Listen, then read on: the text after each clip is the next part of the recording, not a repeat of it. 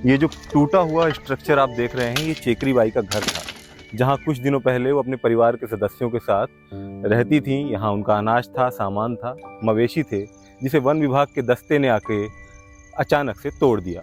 और दूसरी ओर ये खिवनी अभयारण्य है, जिसके एक्सपेंशन के चलते ये पूरी कार्रवाई की गई है।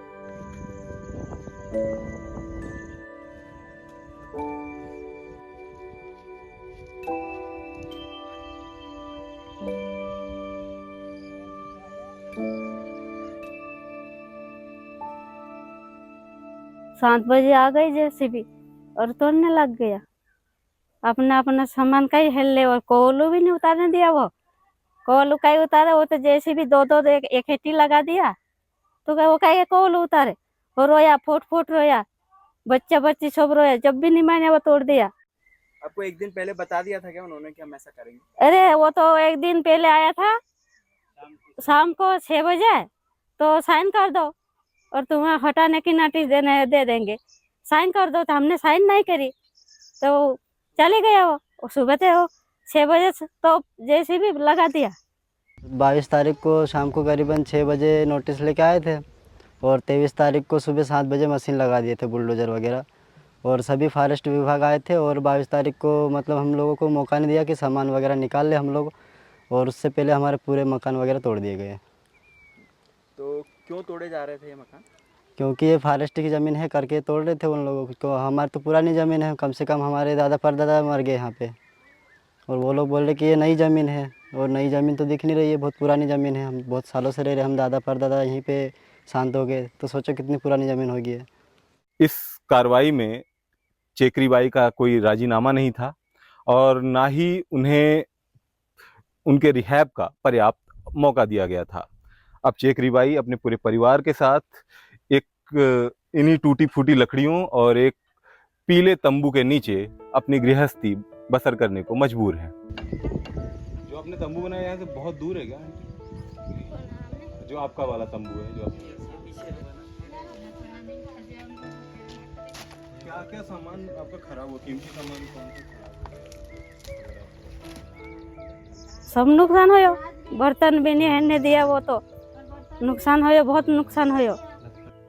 वो हेरने नहीं दे, सामान तो निकालने नहीं दे। वो तो सभी ने एक इधर लगा दिया, एक इधर लगा दिया, दो जैसे भी लगा दिया, कई सामान हिल ले।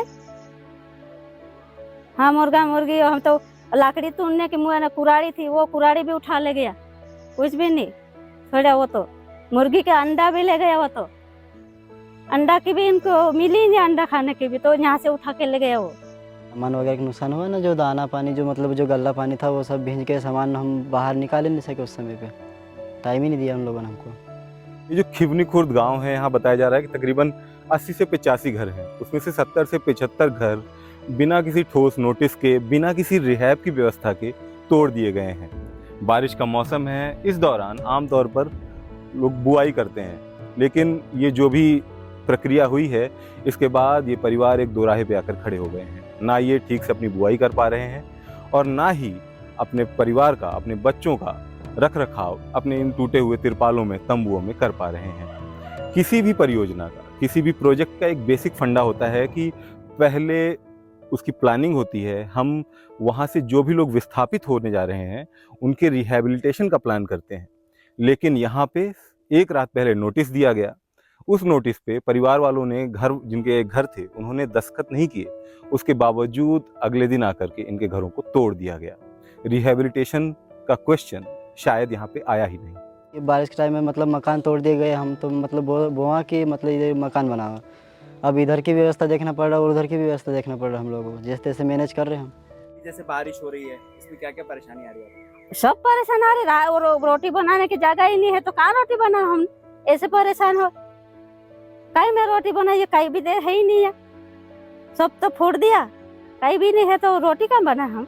जैसे घर तोड़ दिए गए हैं, तो आप कैसे मतलब कर रहे हैं चीजें? बस ये देख ही सकते हैं, इस तरह से जो बची हुई लकड़ी थी उससे वापस घर बनाए हम जैसे तैसे करके, मतलब बारिश निकाल रहे हम, फिर देखेंगे बाद में और कुछ आगे।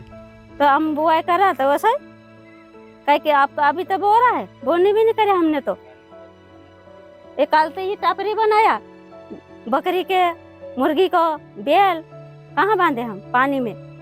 इस पूरी घटना के बाद सरकार की ओर से मंत्री आए और उन्होंने वादा किया कि हालांकि अब ये एक्सपेंशन को स्थगन कर दिया गया है और जितना भी डैमेज हुआ है उसके एवज में अगले 6 महीने का राशन, 10,000 रुपये की राशि और टीन शेड और तिरपाल दिया जाएगा ताकि वो अस्थायी रूप से एक अपने रहने की व्यवस्था कर सके। हालांकि चेकरी बाई और अन्य लोगों का ये कहना है कि उन्हें अभी तक कोई ऐसी टीन शेड, तिरपाल वगैरह नहीं मिला है। उन्हें 10,000 रुपये के चेक मिले हैं, लेकिन जब वो बैंक में उसे कैश कराने जाते हैं तो वो वहाँ कैश नहीं हो पा रहा है। टीन शेड का बोला था 20 बाई 30 का बना के देंगे, अभी वो पूरा सामान ही नहीं आया। अब जब मतलब पूरा सामान नहीं आएगा जब तक हम तंबू में रह रहे हैं। अब वो पूरा सामान कब आएगा और कब सामान पूरा मतलब जैसे पूरा बना के देंगे वो लोग, जब तक तो हम ऐसे आफत ही कर रहे हैं ना। और मतलब वो जो 20,000 का चेक मिला था, 10-10 हज़ार के 2 चेक, वो तो हमारे ब्रांच में यहाँ पे निकल ही नहीं रहा, उसका केस ही नहीं दे रहे बैंक में। वो देवास का है और देवास के में जैसे ये भोले भाले लोग हैं, उनको बोलना नहीं आता ज़्यादा, तो वो देवास में मतलब ऑफिस नहीं ढूंढ पाएंगे, वो ब्रांच नहीं ढूंढ पाएंगे वो लोग। उनको देना था तो केस ही देना था। अब चेक दे दिया, अब चेक लेके ये लोग कहाँ जाएंगे अब? ये खिवनी अभ्यारण्य ये कोई रिसेंट डेवलपमेंट नहीं है, ये बहुत पहले से मौजूद है और यहाँ पे बाघों की संख्या लगातार बढ़ती जा रही है। इसी को मद्देनजर रखते हुए मोहन यादव की सरकार इस अभ्यारण्य का विस्तार करना चाह रही है और मोहन यादव इस पर कई बार अपनी रजामंदी जता चुके हैं। ये जो कार्रवाई हमने देखी ये उसी का प्रोग्रेशन है। लेकिन जब ये घटना हुई तो इस क्षेत्र के सांसद और मध्य प्रदेश के पूर्व मुख्यमंत्री रहे, वर्तमान में कैबिनेट मंत्री शिवराज सिंह चौहान आकर के कहते हैं कि हमें यह सेंचुरी नहीं चाहिए। अगर हम इस पूरी पिक्चर को एक साथ रख के देखें तो कोई तालमेल नहीं है। मुख्यमंत्री कहते हैं कि उन्हें सेंचुरी चाहिए, सांसद कहते हैं कि उन्हें सेंचुरी नहीं चाहिए। अगर उन्हें चाहिए या नहीं चाहिए, इससे आगे भी क्वेश्चन है कि यहाँ पे जो लोग रह रहे हैं उनके जीवन का फैसला क्या बुलडोजर से होगा।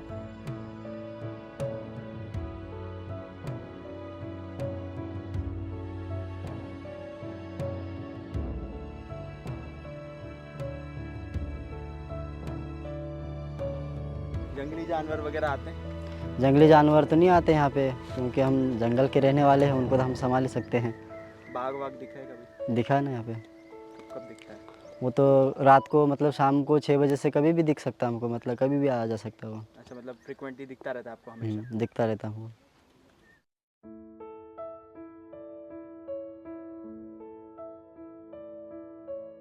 क्या मांगे आपकी, क्या कहना चाहते हो कि सरकार से क्या करना चाहिए? हमको तो ये पट्टा चाहिए और मकान यहाँ के यहाँ चाहिए और पट्टा चाहिए हमको। तो हम तो यहाँ से कहीं नहीं जाएंगे, यहीं रहेंगे।